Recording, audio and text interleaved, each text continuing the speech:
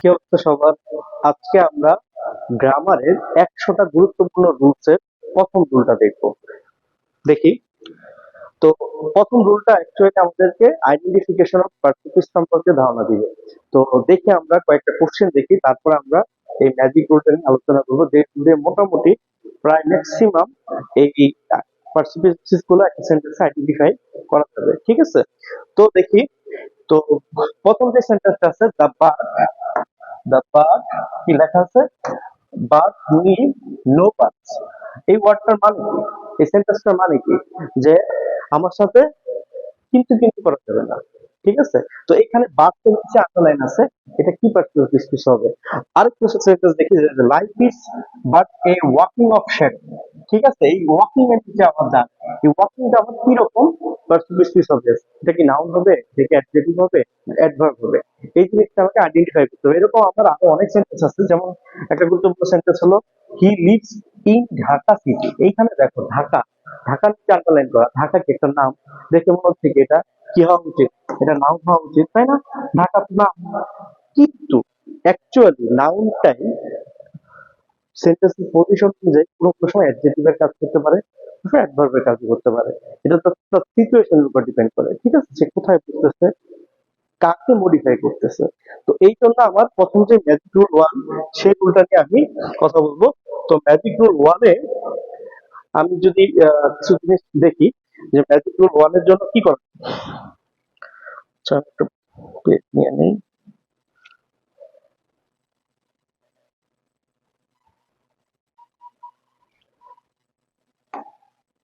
আচ্ছা, তাহলে magic rule ওয়ানটা হলো যে যদি কোনো একটা যদি কোনো একটা ওয়ার্ডের আগে যদি কোনো একটা ওয়ার্ডের আগে এই প্যাড জিনিসটা থাকে, প্যাড, তাহলে সেখানে কি হবে? যদি প্যাড থাকে, তাহলে প্যাডের পরে যদি একটা ওয়ার্ড থাকে, সিঙ্গেল একটা ওয়ার্ড, তাহলে সেটা হবে নাউন।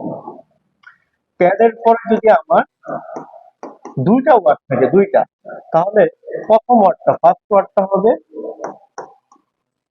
আমার অ্যাডজেক্টিভ, আর লাস্টের ওয়ার্ডটা, সেকেন্ড ওয়ার্ড যেটা, সেটা হবে কি? সেটা হবে নাউন।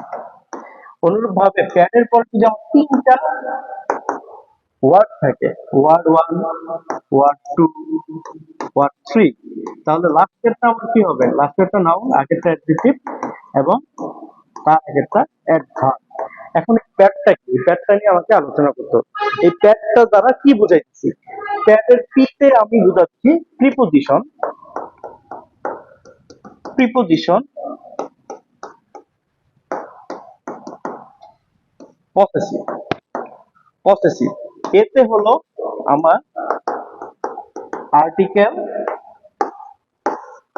অ্যাডজেক্টিভ, এবং ডিতে হলো ডিটারমিনার। তার মানে কোনো একটা ওয়ার্ড, তার আগে একটা সিঙ্গেল ওয়ার্ড, এটার আগে যদি আমার প্যাড মানে কোনো একটা আর্টিকেল থাকে, অথবা কোনো প্রিপোজিশন থাকে, অথবা কোনো অ্যাডজেক্টিভ বা পসেসিভ বা ডিটারমিনার থাকে, তবে সেই একটা সিঙ্গেল ওয়ার্ড যদি থাকে, তাহলে সেটা নাউন হবে। যদি দুইটা ওয়ার্ড থাকে, তাহলে লাস্টেরটা নাউন হবে, আগেরটা কি হবে?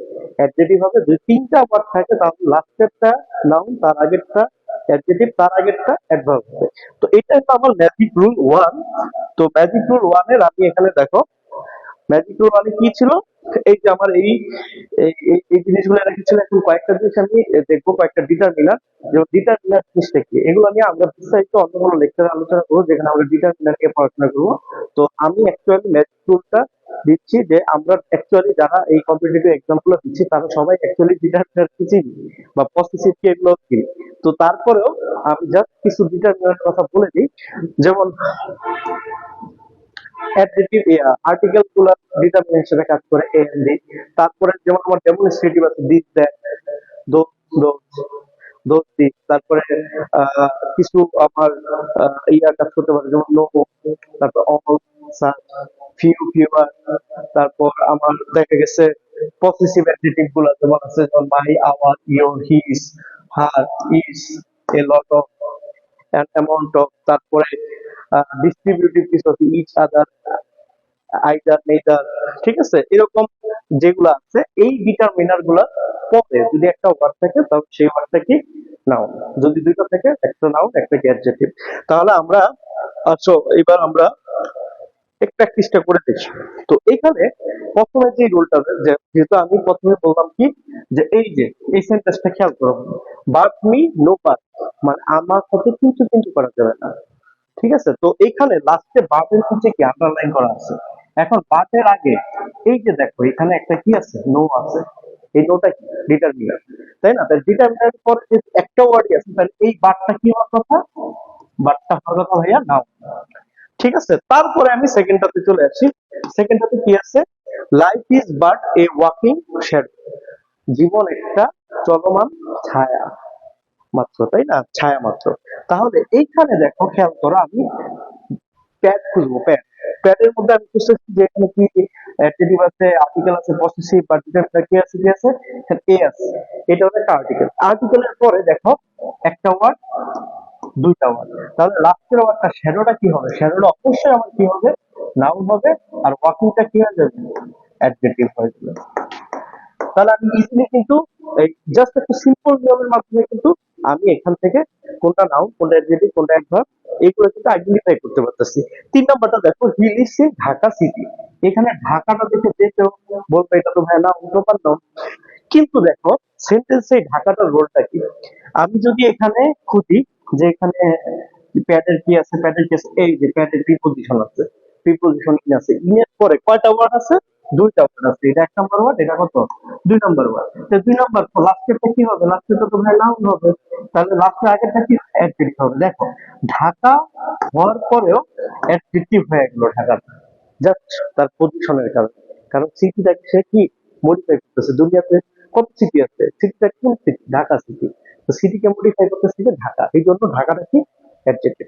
তো অনুরূপ ভাবে আমি লাস্টের আরেকটা দেখো, he is a very good boy, এখানে প্যাড কোনটা, প্যাড হলো এই যে আর্টিকেলটা, আর্টিকেলের পরে একটা ওয়ার্ড আছে, দুইটা ওয়ার্ড, তিনটা ওয়ার্ড, তাহলে লাস্টেরটা নাউন হলে আগেরটা কি হবে অ্যাডজেক্টিভ, তার আগেরটা কি হবে অ্যাডভার্ব। ক্লিয়ার? ঠিক আছে, তাহলে আমরা আরো আচ্ছা তাহলে এবার আমরা আরো কয়েকটা এক্সাম্পল দেখবো। আরো কয়েকটা এক্সাম্পল, যেমন ইটস ইওর গো, এই গোটা দেখলে যে কেউ বলবে ভাইয়া এটা কি, এটা হলো ভাব। বাট এই সেন্টেন্স দেখো, আমার এখানে আমি খুঁজবো এখন কি, প্রথমে খুঁজবো কি প্যাড, প্যাড আছে কোনটা, এই যে ইওর, ইওরটা কি পসেসিভ, পসেসিভ অ্যাডজেক্টিভ, ঠিক আছে।